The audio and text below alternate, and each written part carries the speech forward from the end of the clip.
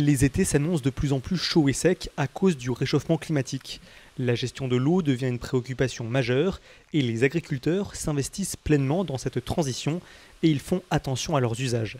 C'est le cas de Régis Copard sur son exploitation de grandes cultures où moins d'un tiers de la surface est irriguée. On est là pour montrer l'exemple. J'essaye de mettre le maïs dans les terres humides plus profondes où le maïs résiste mieux et de mettre des céréales à paille dans tout ce qui est coteaux, dans les régions graviers où ça demande moins d'eau. Régis peut prélever de l'eau dans un canal qui passe à proximité, mais cet usage agricole est très encadré. Chaque année, la répartition des volumes entre les agriculteurs irrigants fait l'objet d'une concertation pilotée par la Chambre d'agriculture et c'est la préfecture qui délivre les autorisations. On a des autorisations de pompage dans la rivière avec des calendriers de pompage et on arrose en fonction du calendrier. On est très surveillé, enfin, on ne fait pas n'importe quoi. On est très surveillé, très contrôlé. On a des compteurs d'irrigation, des relevés, tout est enregistré, tout est contrôlé, oui.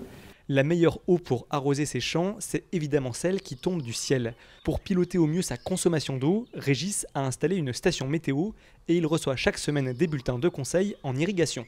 Ça me donne l'hydrométrie, la pluviométrie, ça aide, c'est un confort de travail.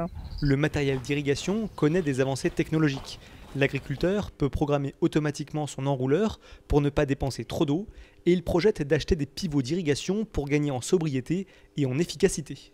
Le pivot, c'est des petits jets qui sont dans les maïs et l'eau rentre mieux au sol. Ça arrose mieux et on passe moins d'eau. Les pivots sont gérés du téléphone, on peut mettre en route les pompes, on peut les arrêter. Non, c'est un grand confort de travail.